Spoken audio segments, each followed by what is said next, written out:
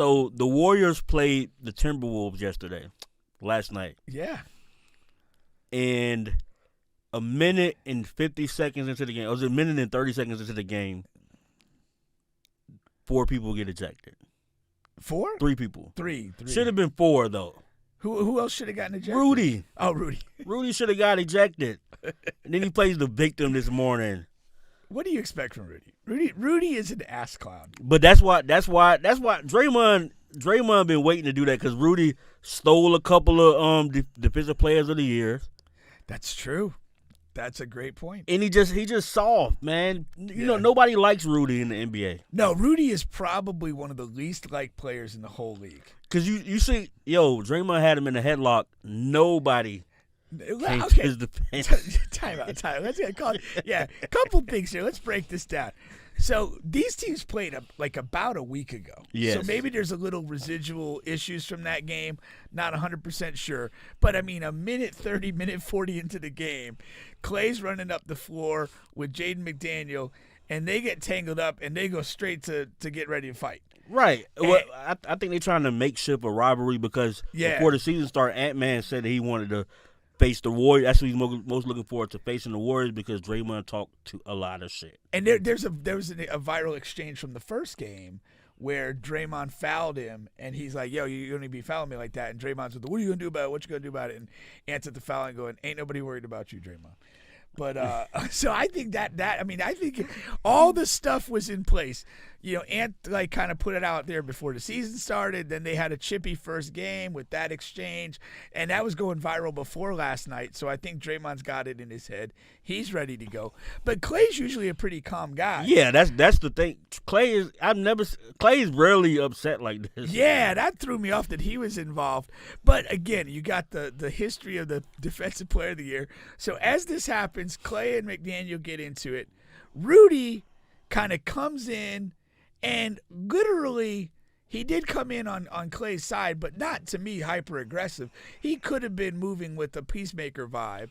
But I think Draymond, already wanted a piece of Rudy. And so he came in right away with bad intentions. And it was not a headlock. That was a choke. Right. There's a big difference. Like a headlock, you're over here, maybe you give a guy a noogie or something like that. That was a rear naked choke from MMA. Okay, now before we have to, in Draymond's defense, Rudy Gobert, it looked like he was trying to be a peacemaker, but when you roll the camera back, he had Klay Thompson in a weird pull away position. He had his hand on his neck, and from Draymond's position, it looks like he's choking Klay. Yeah. So all those things considered. So if you already don't like somebody, and it looked like they beating up your friend or your brother, it looked like, because really the rules of engagement with sports is if there's a fight breakout, you pull your teammate away. Right. You don't touch the other teammate, so nobody don't get no ideas or think that you're trying to choke them. And that was probably Rudy's first mistake. He kind of goes into initially and grabs Klay and grabs him up high around the neck, which triggers Draymond, who's, like I said, probably already got an axe to grind. And then he comes in there with the rear naked choke. But I'm telling you, man, the first thing I saw, because I was not watching the game, I was scrolling through Instagram, and I saw just the footage of Rudy in the rear naked choke. Rudy got to learn how to tap. He got to learn how to tap. That's the only thing that was missing. I would have laughed so hard if he went with a tap. That would have pushed it to a whole nother level of chaos. Because Draymond drags him. Yeah. Probably about 20 feet. But you know how people don't like Rudy because none of his teammates leave the bench. Nobody's upset. They just yo, he's choking him. He got him good. He got him. Yeah, it's a choke right there. You got him. Yeah, because Karl Towns he was in the area. He could have choked Draymond if he wanted. He was close enough. He was in position, but he took a pass on that. He could have just hit him in the top of the head. Anything. Cat was like, I don't like playing with another big man. Yeah. Maybe we'll choke Rudy out of the league right now. Because what does Rudy do? Rudy's very highly paid, and he does nothing. No, yeah, blocks occasional shots. Yeah, and that's that's the one thing I feel for Draymond, because Rudy stole a couple of defensive players of the year, and he didn't really deserve them. He blocked shots, but he's 7'3". Yeah. No, I agree. He doesn't even block. He doesn't even like change the course of the game when he blocks shots. He like blocks a shot here and there. Well, the big thing with Rudy is typically in the playoffs, like he doesn't even get to play. Like the games are such that Right. they have to limit his minutes because he's not that effective. And so here, your defensive player of the year His defense is one dimensional. by the award is not even you can't even keep him on the floor in a playoff game. And you can and your defense got to be bad if you let somebody come and get you on a rear naked choke. There's some kind of defensive move you could have, some kind of reflex. Definitely could have done that. And he's like almost a foot taller than Draymond. He probably is. So imagine a little guy, basically, essentially, even though Draymond is like 6'7", choking you, and you're like defenseless. Your arms are flailing. Why he could have just stood up and lifted Draymond off the ground. He would have got him off his feet if he just stood up. He could have did anything but that. Yeah. How you go home to your woman Or guy. or guy? Hey, you never know how he is from France. You never know about how these things shake out. But how do you go home to the person you love and you're the man protector and you let somebody just choke you like a rag doll, drag you down the court? How do you go back to the locker room and your teammates just let somebody choke you? Seriously, I would love to have, like, at halftime, like when they go in the locker room, like, are people kind of like not making eye contact with Rudy after that? Yo, I mean, because nothing says that we don't fuck with you than letting you get choked and dragged down the court. And is Rudy salty that nobody came to his defense? Like, he has to be. Nobody even asked him about it. I think that's like an unwritten thing that people, like, that's like a silent thing that people know that people don't fuck with you, Rudy. yeah. Or, yeah, I mean, is it so obvious that, like, he knew damn well nobody was coming to back him up and that, everyone would just knew what it was? That's when you tap. You save yourself the embarrassment. I think a tap would have been more embarrassing, actually. I mean, because there's no way out of that. And then his response after that. What did he did try to play the victim. He says like, oh, Draymond finds a way to get thrown out because Steph isn't playing. Yeah, when his boy Steph's not playing, Draymond will find any reason to get thrown out. You could have said, hey, next time I see you, or I'm going to see him out. Like, you could have alluded. I know you can't say that you're going to beat somebody up, but you could have alluded to meeting him in the parking lot. This ain't over. Yeah, like, come on, man. Even if you don't mean it. Yeah, exactly. Even if you don't mean it. That's bare minimum man shit. Yeah. Even if, like, a big guy beats you up, when you get to a safe distance, you say, yo, this ain't over. Even if you don't mean it, even if you know that it's over. I don't want no trouble with you. Because Draymond ain't rap tight. On site. Draymond did not get the toy in his Happy Meal, and I think we all know that. That's funny. But what I'm concerned about, though, like, at the end of the day, nobody got hurt. Right. So I don't want there to be, like, big suspensions and all this stuff. I heard Jay Williams, and I don't like Jay Williams, the commentator. He's like, Draymond should be suspended for 10 games. Yeah, and that's like the consensus now is people saying 10 games. First of all, That's insane. I thought Jay Williams was fired, and then now he's back. I don't understand how fire works. I wish or he laid stayed off. fired. But they are going. You know what I don't like about like these commentators, especially guys who play in the league. That's going to end up being the law. If all the commentators are saying 10 games, then that's going to kind of be the thing. And I don't think a 10-game suspension for like a choke. Yeah, no, absolutely not. I mean, like, at the end of the day, like, this was just like an embarrassing brouhaha. Right. Nobody threw a decisive punch. Nobody got injured. All of the fighting action was on the floor. This is just, hey, a one-game suspension for everybody involved. Keep it moving. Because it wasn't like a melee. No, nobody left the bench. Yeah. And then why did Clay get thrown out?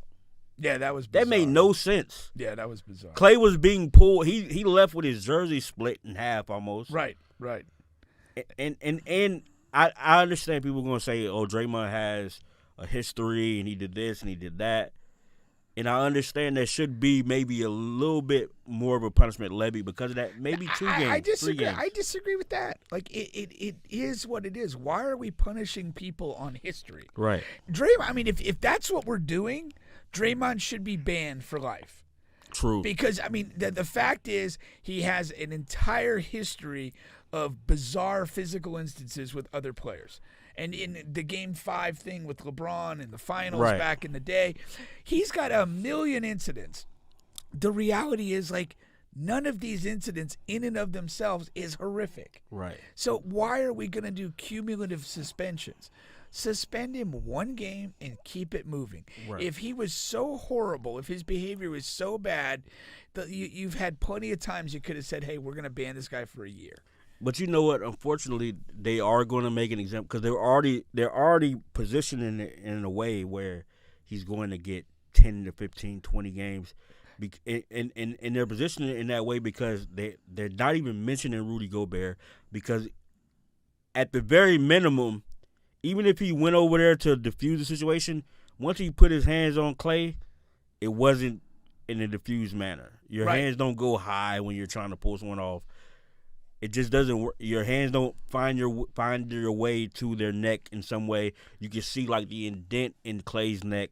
So you can say at first glance or like in real time, oh, you're just trying to defuse it. But then when you replay it, like how they replayed everything, that's why it doesn't make sense because they're kind of leaning towards saying Draymond needs to be suspended for 10 games because you kick Klay out. So now I know you're not being reasonable.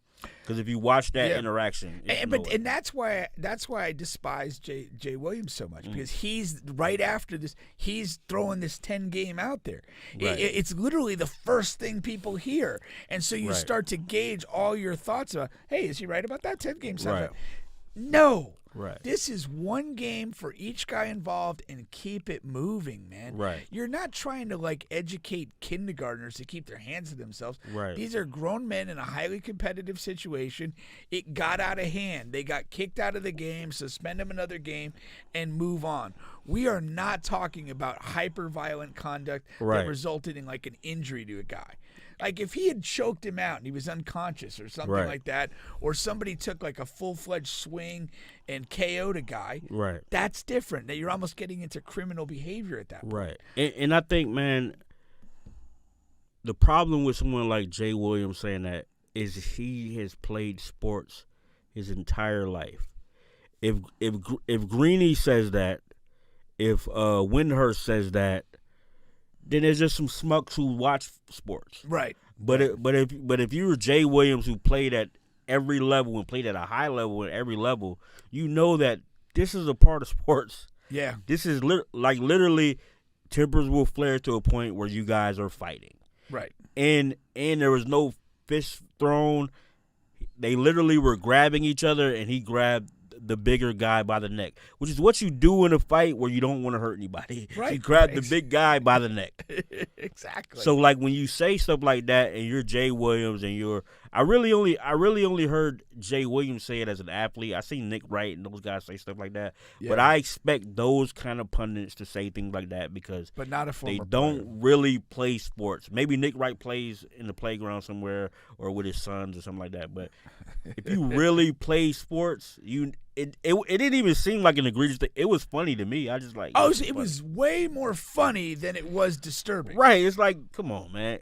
It made me be like, yo, Rudy Gobert is like a little girl. Like, I swear that the picture of him like getting choked from behind, I literally would want that in my office, like hanging. Right. I think that would be a blast. Because the crazy thing about it, and I know Draymond did this on purpose, it was more of a choke to embarrass than it was to hurt. Oh, for sure. He didn't cut off his air supply or anything like that. Yeah. He just was holding him to say, hey, I'm holding you in a headlock for no apparent reason for an extended period of time. Just to make you a meme. My only goal here is to make you a meme. But yeah, no, the only thing we could hope for now. And I mean, the other thing is like, the Lakers and Grizzlies game got a little chippy too. There was a thing with AD and I don't even know the other guy, but layup, they kind of bump a little bit, and then AD kind of goes to throw him up. AD displaying a rare bit of toughness, right? And that guy fell over like hurricane force winds were blowing through the arena, and then LeBron flung a guy to the ground later in the game. And nobody hears about it. What if LeBron puts somebody in the headlock It wouldn't make the news. It'd be, yeah, just another day at the They like he probably deserved it. Yeah, I'm sure. And that's the thing too, like literally, and Draymond being involved in this takes it to a whole nother level. Like, yeah, I mean, but I don't like that. It's like, at some point we've essentially accepted his behavior.